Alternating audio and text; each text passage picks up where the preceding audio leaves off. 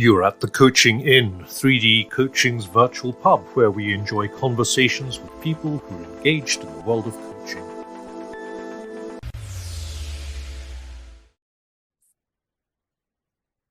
Hello and welcome to the Coaching Inn. I'm Claire Pedrick, and today it's my pleasure to be in conversation with Alex Swale.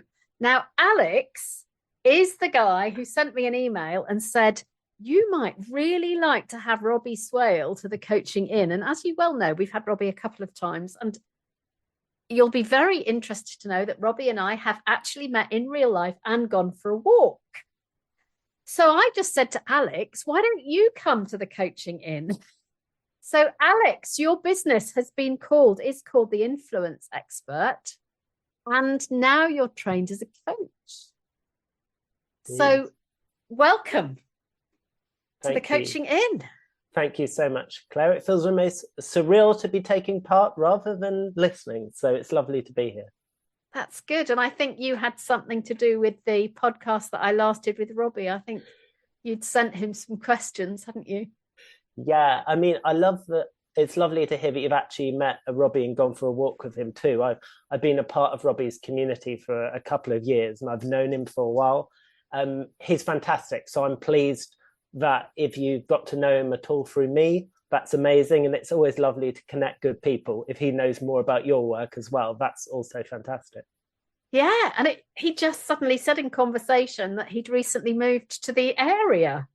So, yeah. So wow, I knew he'd moved, but I didn't realize that meant he'd moved somewhere near you. That's exciting. He has. Super exciting. Yes, watch out world. Worcestershire has got things to say about coaching. It's going to be the new hub of the coaching universe, Claire. There we go. I think it is. So, Alex, tell us a bit about your journey as the influence expert and what led you to coaching. Thank you. Yeah, so my background is really in the charity sector. I've worked as an intern for a couple of members of parliament. I studied politics at university. I became a chief executive in the charity sector. And then when I went freelance, I set up a business helping people to grow their influence, both online and offline. And gradually, I've been hearing more about this thing called coaching through various means. And I think particularly through the work that Robbie's been doing, because I've known him for a while, and particularly through him having people on his excellent podcast, I've learned more about the sector, and I've just decided I want to get involved, basically. Fantastic. So you've just finished training, I think. That's right. Yeah. So I finished the taught part of the Barefoot coaching program, which has been incredible. I've actually got a mentor coaching session this Wednesday, so there's a few bits and bobs to tie up. But the main part of the coaching finished just a little bit before Christmas, which was a lovely thing to finish for part of the teaching part of the program. Mm-hmm. And it's just been a wonderful journey. Really enjoyed it. Wow. So what are your hopes? Wow. I was thinking you might ask me this question. And I think the best answer I can give is that I'm taking my time to decide. I think I'm a really ambitious person, and I think that one of the things that I've tried to do in the last couple of years is to slow down a little bit and to think about where I can add most value, and I'd like to build a coaching practice where I can add most value, and also where I can just have a great working life. That's so important to me, and I've done a number of things like live in other countries while I worked, which has been fantastic. And so I really want to take the time, and despite the fact I've got all these ideas in my head, I don't want to jump into things so quickly, but I haven't thought a little bit about what it is that I really want to make a contribution to. Wow. Good for you. So something emergent.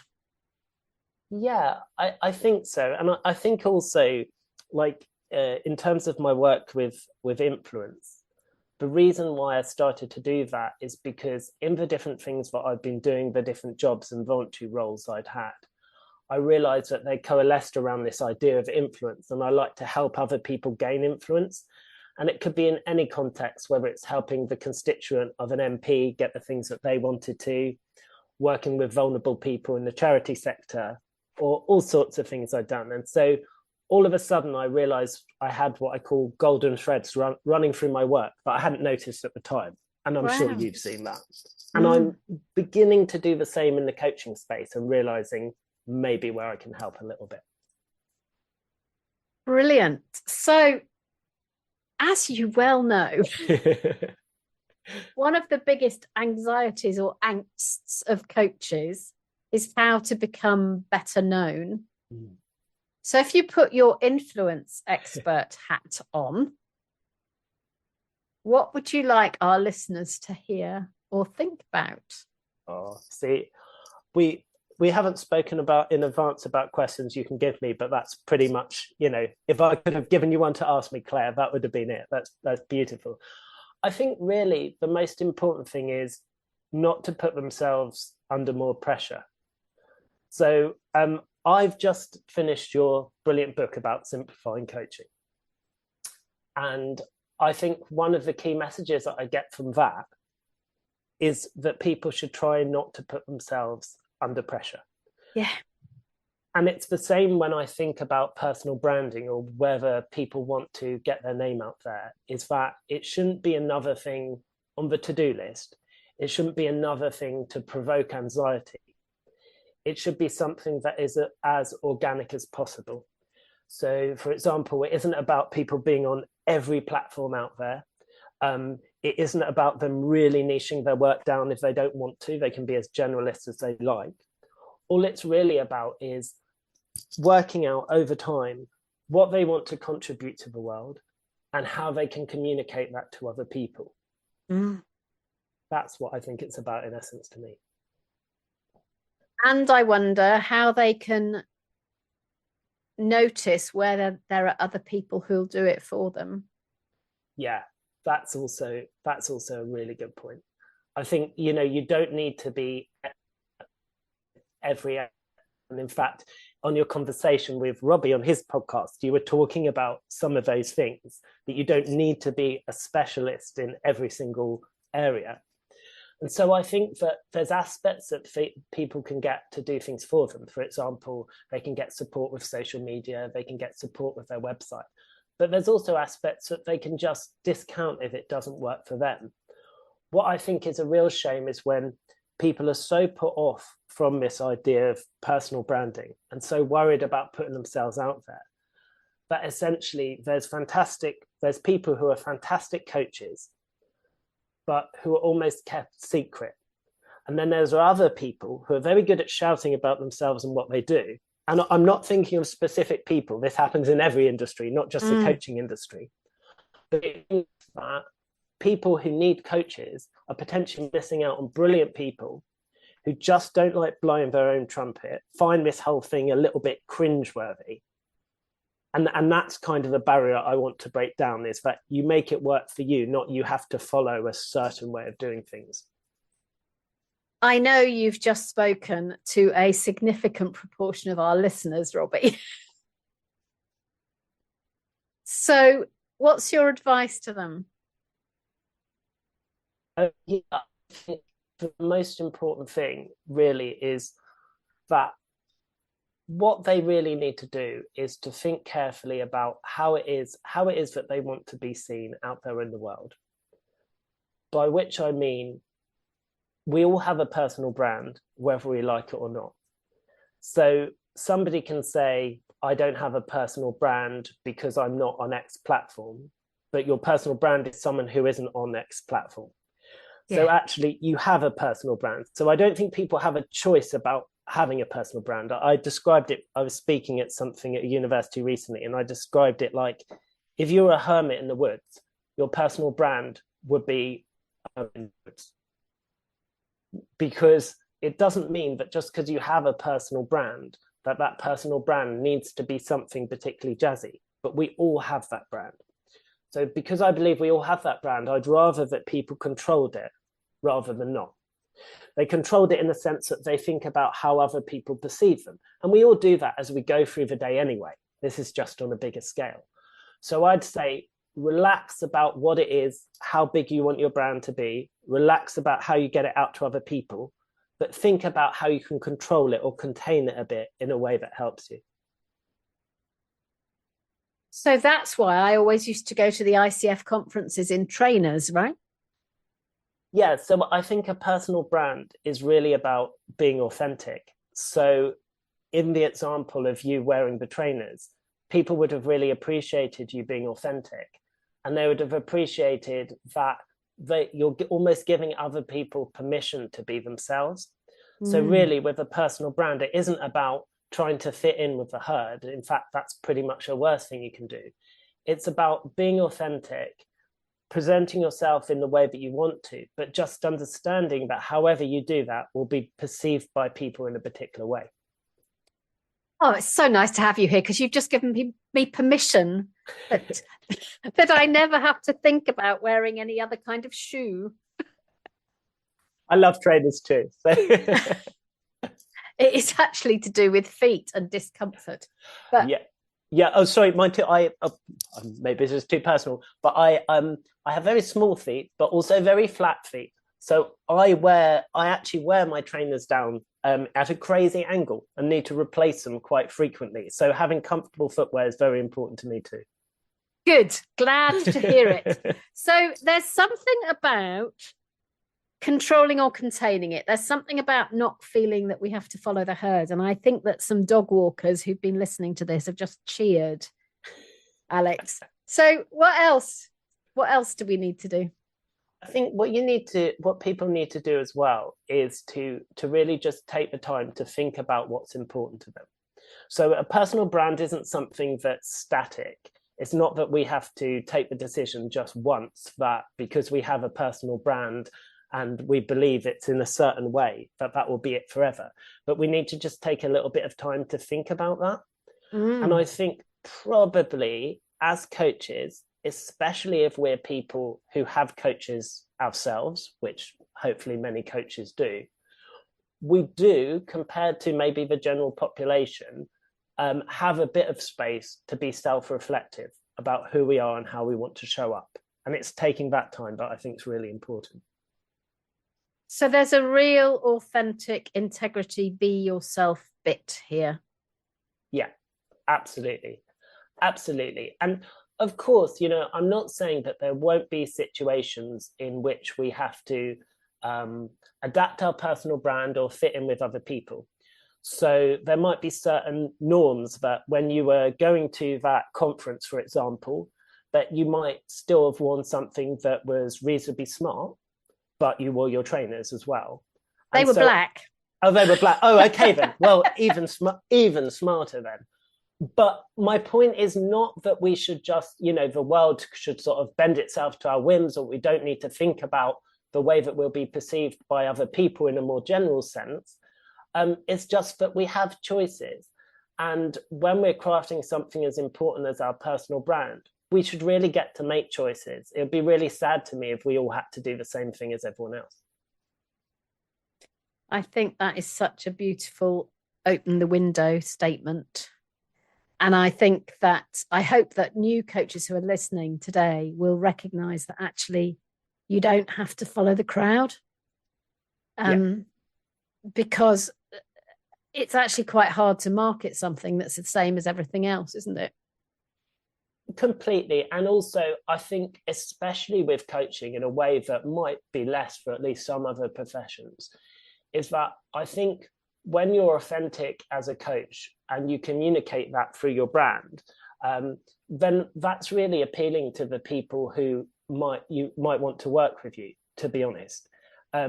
Because the way I see it, and this is coming from a very new coach perspective, but if the person in front of me as my coach seems inauthentic, and not in the sense that they obviously have to be perfect or have everything worked out, but just in the way in which they want to show up as themselves, if they can't do that at all, then it would be hard for me to have the confidence perhaps to do that myself when I was going to a session with them. So I think there's magic in that.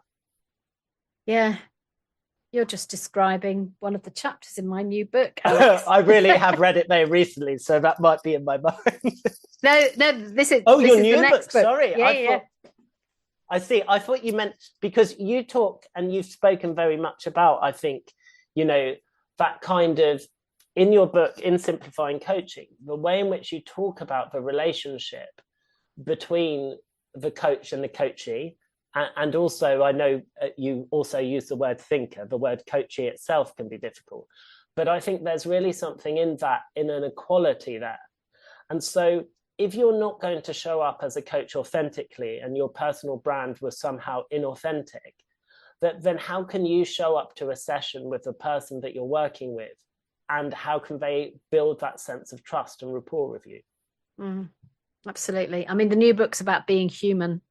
Wow, that sounds amazing. And I had an in real life meal last week with some coaches that we've been training. And one of them said, "Oh, Claire, the thing that you've missed out of your list of what's in the book is integrity." And this morning I got a lovely email from one of them. Thank you, Deborah. Shout out for you. Who said that she thought that integrity was the thing that brought together all the things about being human. And that if we can't be human with integrity, we're not being human, which I thought was beautiful. That's really amazing. November 2023. It will be out. Exciting. I didn't realize there was a firm date. I knew you had a new book coming up. That's fantastic. If you scour the back end of Amazon, it's listed, but as it doesn't have a cover, it's not on pre-order yet. Just funny. The word. So I'm not going to tell you the title so that you can't find it in the back of Amazon, but as soon as the cover's nailed in the next few weeks, it will be on pre-order, and then we'll do a big thing. We'll probably have a podcast and tell everybody about it. But I'm very excited because it actually connects to everything that you said so far today, which is about being you.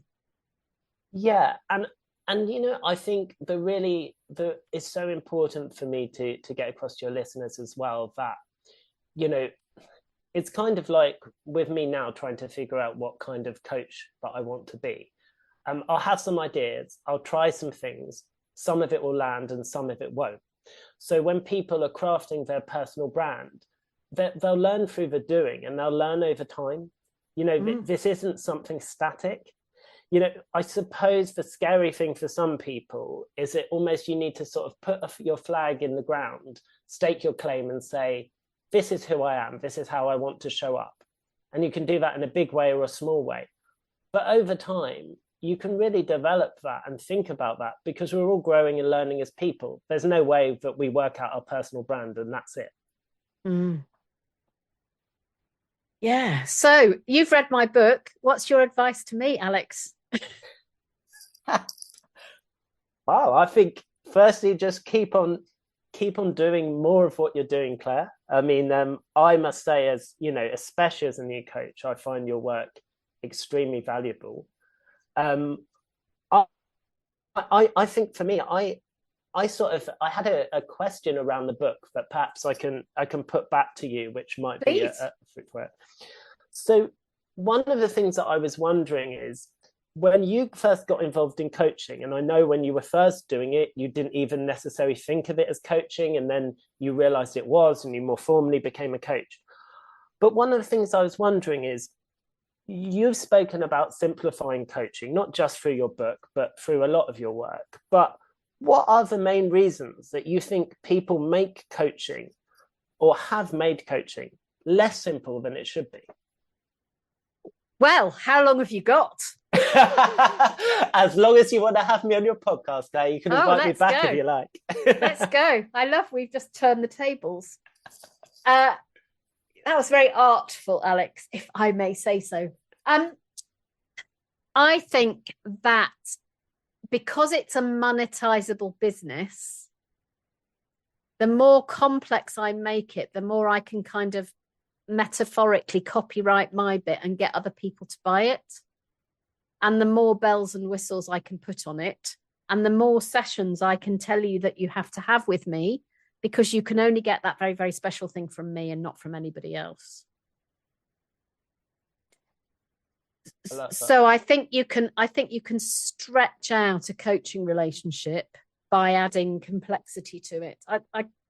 Did I tell this story in the book? or I might have said it on another podcast, about the woman who came to me years and years ago, and she was interviewing two coaches. So she interviewed me and she interviewed a coach in Australia, and he offered her what was then £1,000 or $1,000 program over a year. And I said, let's have one session and then work out what else we need to do. So she went with him. And sometime after the year program, she reconnected with the person who'd referred her to me, who said, did you get coaching from Claire? And she said, no, I didn't. And my friend said, oh, that's interesting. How did the coaching go? And she said, oh, I loved it. And then my friend said, what do you know now that you didn't know before? You know, what have you got out of it? Has it addressed the thing that you took to coaching? At which point she remembered the thing that she'd taken to coaching. And she went, no. So she then comes back. So my friend said, well, why don't you get in touch with Claire again? So she got in touch with me and she said, I haven't got any money left. And I thought, well, I'll give you 10 minutes. And I asked her a question and she said, that's unlocked it. Thank you so much. And I thought, you paid that other bloke £1,000 for this program and it didn't do the business. And I've just asked you one question in about 4.5 minutes and it's changed everything. But for me, actually, I'm really proud of doing that work. Yeah. But what it does is it makes me annoyed that all sorts of shiny things are sold in the name of coaching that don't actually do the unlocking that coaching can do so brilliantly. I love that. I love that story. I mean, part of the reason I was just generally curious what you were going to respond in terms of why people make it more complicated.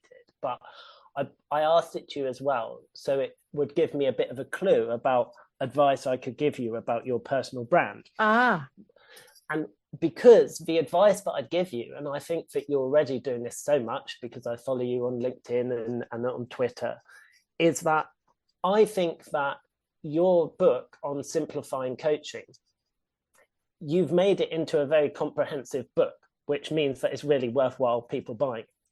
But there's so many chunks in there. There's so many nuggets of wisdom. I found myself thinking almost that I needed to put stickers in it or something. But I was like, oh, if I just knew that thing, then that would make a huge difference to my coaching. Oh, no, but maybe that thing's the most important. Oh, wait a sec, Claire's told me something else.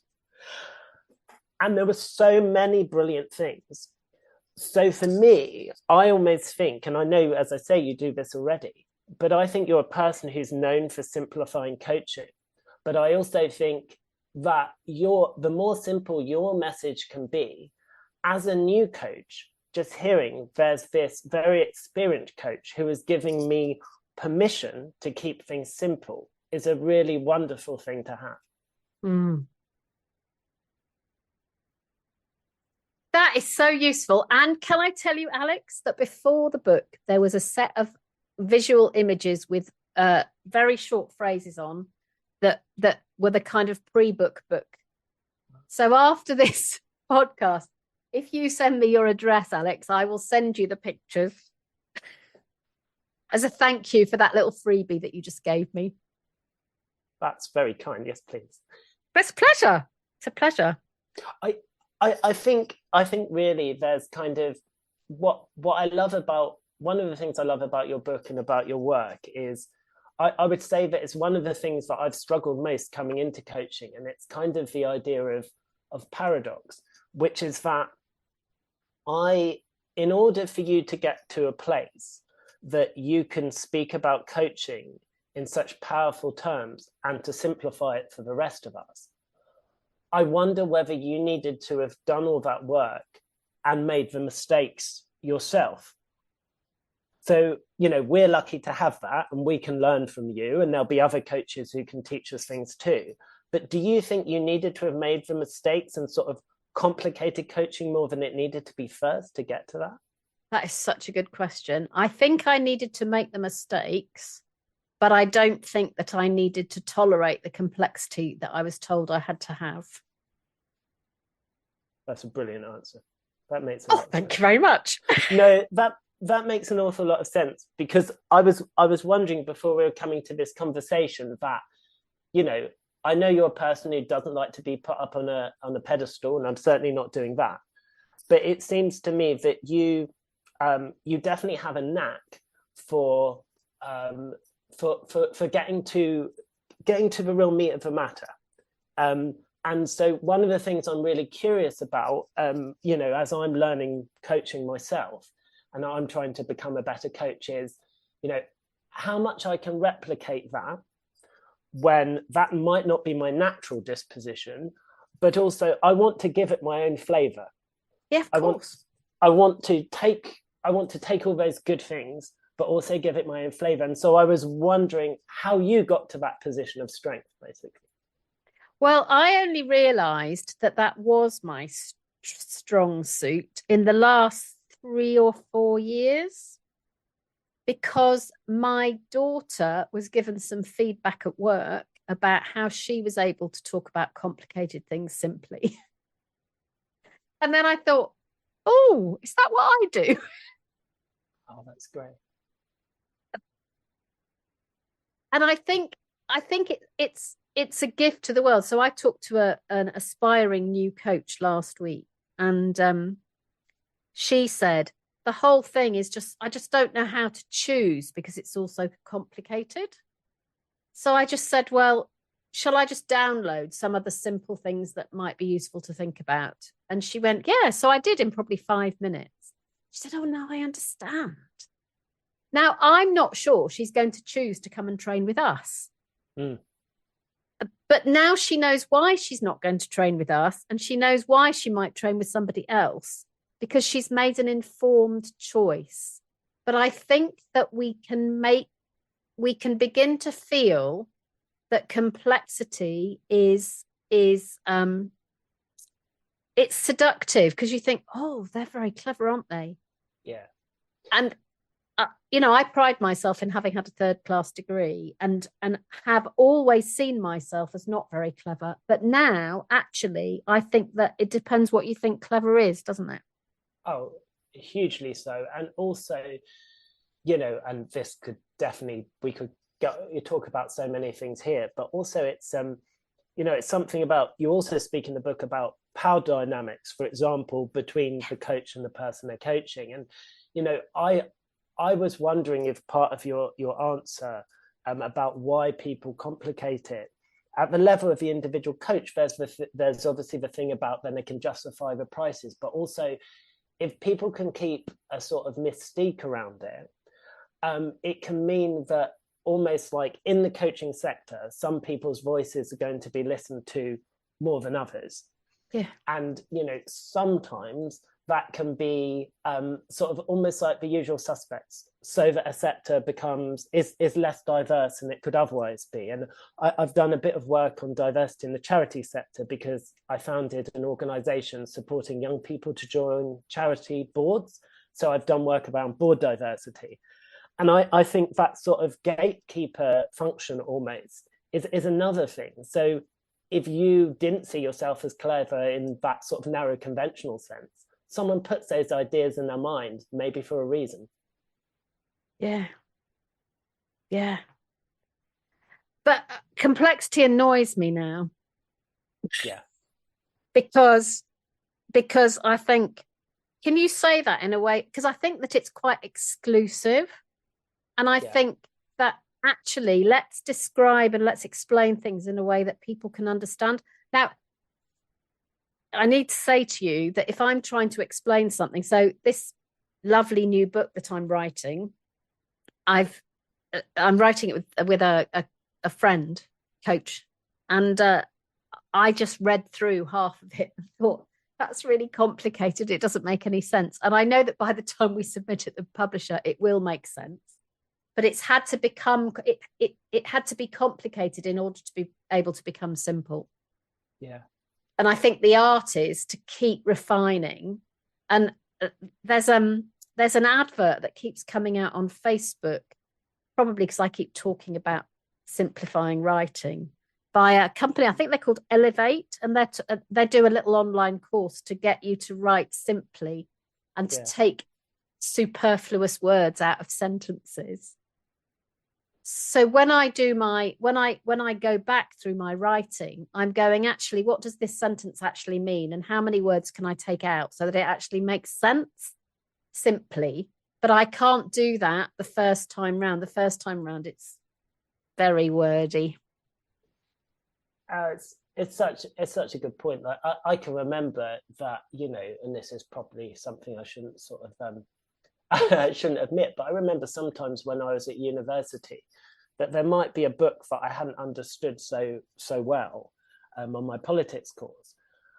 If I hadn't understood it well, then I would probably write a more wordy essay, because I would try to, in some small way, I'm sure they saw through it, but disguise the fact that I didn't, really understand it very well. Yeah. Whereas actually, if I really understood it well, then I'd write about it in very plain terms, because I would have distilled the essence of what it was about and my feelings about it in a different way. Interesting, isn't it? So, I mean, I think it takes courage to be simple, and it also takes work. But I think there's also a huge thing about where does our status come from, and how do we want people to perceive us? And if I want people to think I know what I'm doing, maybe I do be a little bit complicated, because it looks as though I then do know what I'm doing. I completely think so. But you see, actually, with even thinking about it, you've given a perfect example here of a personal brand, because what you're doing is, I would say that the prevailing way in which people would do things in our society is perhaps to overcomplicate. Yeah. But through your work, you've already written a book on this, literally written a book on this, but you're trying to find ways to get even better at expressing things in a simple way. And so I think for your listeners and for all new coaches, that's really good advice, because you're doing something that is not only really useful to people, but makes you stand out just by the fact that you're doing it and you care about it, and you don't want to be more wordy, you want to be less. And then that allows the other person to do the work, of course, which is where the simplifying coaching things comes from. Absolutely. And, that's really something I've learned on my course, is that I think, and you might have experienced it through this, is I kind of work out what I'm thinking sort of as I'm saying it, like through speaking about it. And I'm getting better at through coaching is I need to sometimes take a pause and think about it a little, because otherwise what ends up is that I ask the person I'm coaching a very long question that might have an essence of something good in there somewhere, but has too many parts for it to be of any value to them. Yeah, that's when, but don't do this more than once in a session, Alex. You can say, let me just think out loud for a minute, which is code for, in the end, this will be a question, but right now it's a stream of consciousness. Yeah, I think I'd be contracting for that at the beginning if I did that, Claire. But just don't do it in every No, absolutely thing. Not. But there's something, isn't there, about control there? Yeah. Because we want to be in control, and actually we don't need to be in control. And one of the things that I'm learning is, I think there's a moment in every coaching conversation where the transformational bit happens. You can't predict it. You don't know when it's going to be, and you don't know what you're going to do to make that happen. Yeah. But actually the rest is just padding, which you need to be able to get to that moment. But in the end, the thing that's remembered is the thing that comes out of the transformational moment. Completely. And I actually think if I had to pick one thing from your book that was my favorite, it was the story of a person who you were coaching. I think they maybe even traveled a distance to get to you. Yes. After 20 minutes, I think you called them the 20-minute man or so. After 20 minutes, they'd reached where they needed to get to at that particular point, and you gave them permission to go into a cafe or something with some pens and a pad. And that to me is beautiful, because if I was that person in that situation, I could feel how much I'd have wanted you to do that for me too. So. And I justified my fee by giving him a very posh packet of pens. And I gave him my pens and my paper. So... Oh, sorry. If you when you do your next version of the book, I'd like you to put that bit of it in. That was beautiful. Yeah, because he didn't have what he needed to go to the cafe, and I felt like he should have resources, so I gave him the pens, and they were very posh pens. I won't do an advert on the show, but I have always used the same pens for work, and I became one pack down. It was just such a lovely story, because I could really imagine myself in that person's position, and it was what I thought was so special about that dynamic was, one, that you had the bravery to let them do that, and that you didn't have to have sort of ownership over that whole time that you were going to spend with them. But also, I just thought it was fascinating how you could really feel, as you described it, how that person was given power. Now, that person may have been quite senior. That person may be very accomplished in what they're doing. But in a particular dynamic, when you're coaching somebody, you can choose to take away the power, and you can choose to share the power in the way that you described. And I just love the way that it felt that you were giving that person power. Yeah, because we have to share. Wow, what an interesting conversation we're having, Alex. I've got pages of notes here. I shall be listening to my own podcast.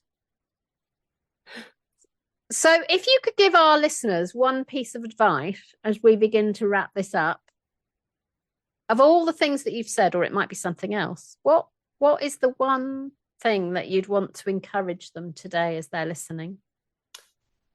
I think the biggest thing I'd say is that what I mentioned earlier is that we all have a personal brand, whether we want one or not. So it's not about having a perfect personal brand. It's not about setting it and deciding it, having that forevermore. It's just about making a start. And I know that there'll be people listening to this who are brilliant coaches, but not getting to the people that they should be getting to because they're scared of sharing themselves with the world. And I would say, just make a start. It's not going to be perfect, but make a start, and you'll make a difference to your own life and all the people you're going to be working with and helping. Show yourself to the world. What a great thing that is to finish with, Alex. Thank you. And how do people get in touch with you, Alex Swale, the influence expert and aspiring coach? So I think that LinkedIn is a great place to find me. I'm pretty active on there. Yeah. My website is just theinfluenceexpert.com, theinfluenceexpert.com. I've also, just one thing I mentioned, but there's a free book on influence on my website that people might find of interest. But generally, because I need to update my websites now, I'm doing a lot more coaching. LinkedIn would be the way to go. Okay, brilliant. Thank you. So Alex Swale, aspiring coach and influence expert, thank you for coming to the Coaching In. I'm Claire Pedrick, and thank you for listening. Bye-bye, everyone. Bye. If you've enjoyed what you've heard today, we'd love you to share the podcast with a friend or leave a comment on social media. And if you'd like to become a regular at the Coaching In, you can subscribe on Podbean and all major podcast channels. We look forward to welcoming you next time. You've been listening to The Coaching In, 3D Coaching's virtual pub. For more information, check out 3dcoaching.com.